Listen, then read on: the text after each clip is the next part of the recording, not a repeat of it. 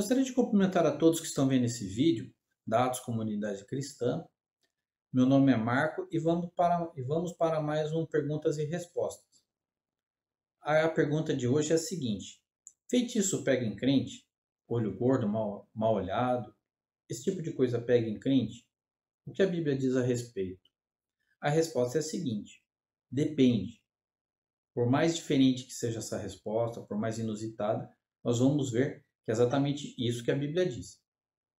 Primeiramente, nós vamos dar uma olhadinha no Salmo 91, nos versos 1, 2 e 3, que diz o seguinte: o que habita no esconderijo do Altíssimo e descansa à sombra do Onipotente, diz ao Senhor: meu refúgio e meu baluarte, Deus meu em quem confio, pois ele te livrará do laço do passarinheiro e da peste perniciosa.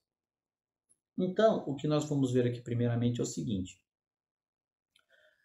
o depende que eu falei, o feitiço pega em crente, depende. Como assim?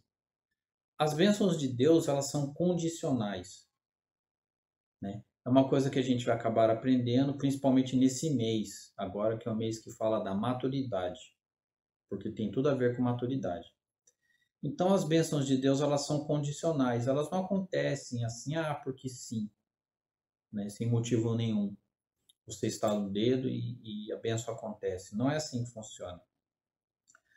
Para que Deus ele te abençoe, ele coloca uma condição, por isso que ela é condicional. Existe um pré-requisito. Então, para que Deus te faça uma coisa, você precisa fazer outra coisa.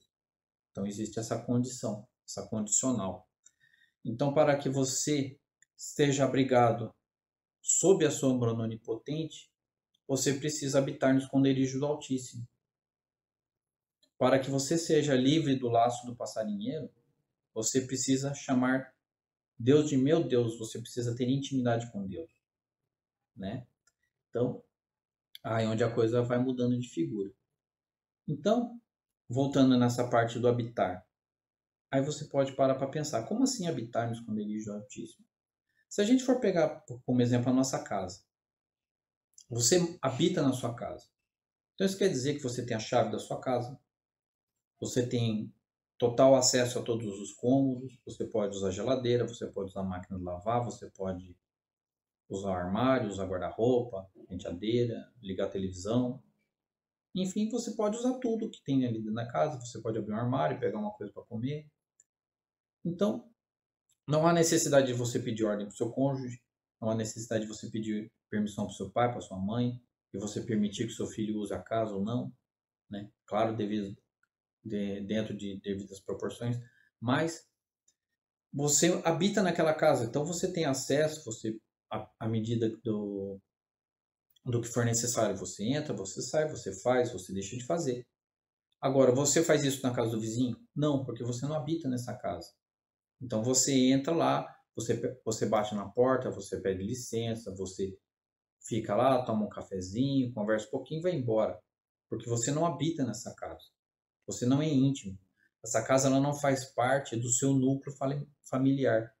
Do núcleo onde você convive, de pessoas que você convive, de pessoas que você tem comunhão, uma comunhão mais estreita, de que você tem amizade, que você tem um laço próximo, né? Então você não habita nessa casa, você simplesmente visita, você é uma visita. Então, necessariamente, para que você habite no esconderijo do Altíssimo, você precisa ter intimidade com o Altíssimo. Você não pode ser um conhecido do Altíssimo, né? Aquela pessoa que você passa do outro lado da rua e você dá tchauzinho, né? Então, você precisa habitar, você precisa ter comunhão, você precisa ter esse relacionamento próximo. Da mesma forma, essa parte onde diz no verso 3, pois ele te livrará do laço do passarinheiro. Então, aqui essa figura de linguagem do laço do passarinheiro é uma armadilha, literalmente uma armadilha para você pegar um passarinho. Então, para que você seja livre da armadilha que Satanás, a armadilha que o inimigo tenta colocar para te fazer pecar, para te deixar triste, para te deprimir, para estragar sua semana, para te prejudicar, para te fazer o mal, para que você seja livre desses ataques, para que você seja livre dessas armadilhas, você tem que ter, você diz ao Senhor, meu Deus, meu refúgio e meu baluarte. Então, para você poder chamar Deus de meu Deus, você precisa ser íntimo de Deus, você precisa conhecer Deus, né? Usando como exemplo também, você pode dizer meu amigo, aquela pessoa que você convive. De repente, aquele seu amigo de infância, aquela pessoa que você conviveu por muito tempo. Às vezes, né, você conviveu por muito tempo, então você conhece o gosto, você sabe o que a pessoa gosta, o que ela deixa de gostar, o comportamento, como ela reage a uma determinada atitude, como ela age dentro de uma determinada situação. Então, por quê? Porque você é íntimo dessa pessoa, porque você conhece essa pessoa, né? Porque ele é seu amigo, porque ele é seu irmão, porque ele é seu cônjuge, porque ele é seu pai, porque ele é sua mãe. Ele é uma pessoa próxima. Você tem comunhão com ela. Você a conhece. Agora, você pode falar isso daquela pessoa que você, quando você está indo para o trabalho ou para a escola, aquela pessoa que pega a condução no mesmo horário que você todo dia. Às vezes você sabe, você até eventualmente sabe o nome dessa pessoa. Mas você pode falar, ah, é meu amigo? Não, porque você simplesmente está no mesmo lugar, no mesmo ambiente, você se desloca, você vai para o teu trabalho, você vai para a escola, essa pessoa vai para o trabalho dela, para a escola dela, eventualmente pode até trabalhar no mesmo lugar, mas você não tem comunhão, você não conhece a pessoa, você não sabe o gosto dela, você não sabe como ela reage, você não sabe como ela age, você não sabe nada dela. Você simplesmente conhece, de ouvir falar, conhece superficialmente. Então, esse é um grande perigo para o cristão. Ele estar dentro da igreja e conhecendo que muitas vezes ele pode conhecer a Deus superficialmente. É um grande perigo. Porque muitas vezes a pessoa tem aquele pensamento: ah, mas eu vou no culto de Santa Ceia todo mês. Eu conheço a Deus, eu sou assim com ele. Mas uma coisa que muitas vezes as pessoas não pensam é que é o seguinte: o culto, você não assiste o culto. Primeiramente, né? Você não assiste, você cultua a Deus. O culto ele é algo ativo. Você presta culto a Deus para começo de conversa. Então, é o seu sacrifício para com Deus. Eventualmente, Deus, pela sua bondade, ele fala com você, ele te abençoa, ele toca na tua vida, ele te traz uma cura, ele te traz uma bênção. Ele te abençoa porque ele é bom e sua misericórdia dura para sempre.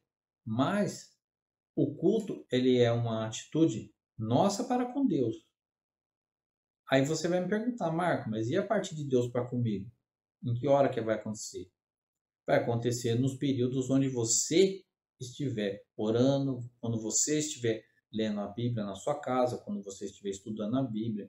Então, nesses períodos, que é a parte onde exclusivamente Deus fala com você, né? Às vezes, quando você tem uma determinada atitude, e vem aquela vozinha, poxa, você não devia ter feito essa coisa. Você não deveria ter agido assim. Isso, o que, que é isso? É o Espírito Santo falando na sua consciência. É o Espírito Santo falando com o seu espírito. Você não deveria agir dessa forma.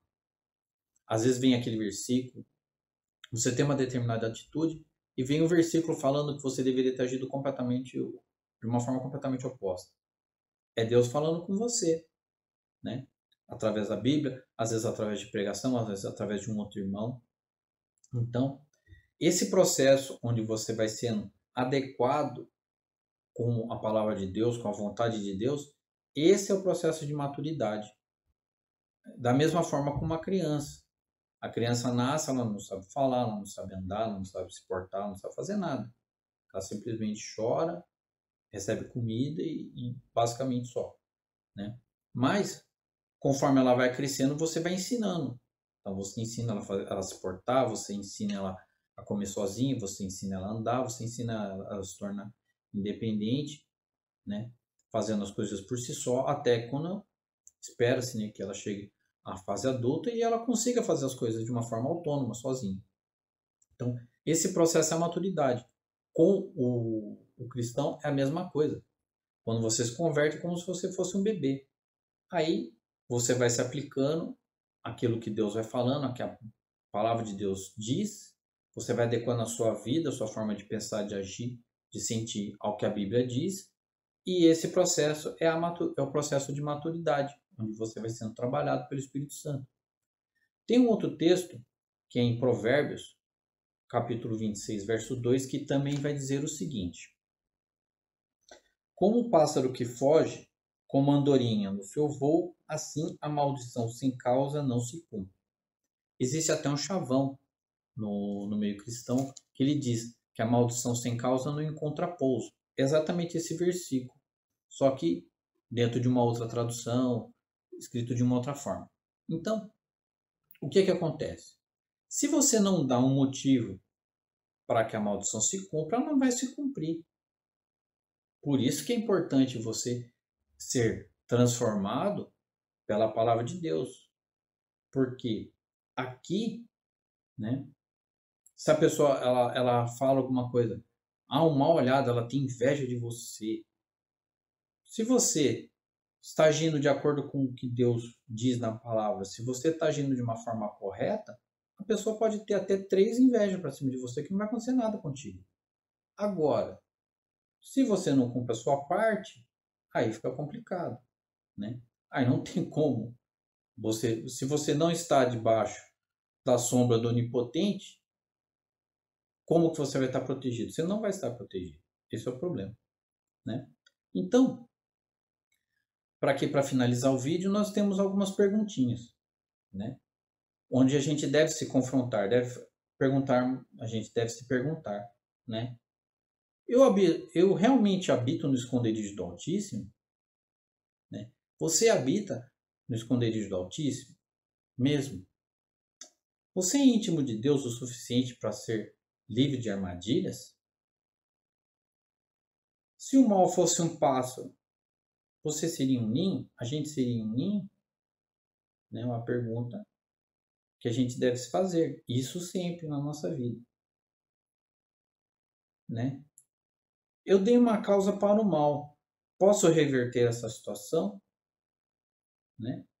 Então, para essa última pergunta, a gente pode reverter essa situação. Como? Através do processo de maturidade, onde você vai continuamente se expondo à Bíblia, onde você vai continuamente pedindo para Deus, às vezes, né? Eventualmente você fala quando você estiver falando com Deus, poxa Deus, traz, existe até um versículo onde o Davi fala, né? Senhor, revele em mim se há algum caminho mau. Então, muitas vezes você não vê nada de errado na sua vida. Quando você está numa situação dessa, você pede para Deus falar com você. Deus, revela para mim, em mim se há algum caminho mau. Revela em mim se tem alguma coisa errada, de acordo com a Bíblia. E você pode ter certeza que, se você pedir com sinceridade, Deus ele vai te responder, né? Se tem ou não tem, mas ele vai te responder. Ele não vai te deixar no vácuo, como diz o pessoal hoje em dia, né? E por hoje é só. E nos vemos no próximo mês. Até mais.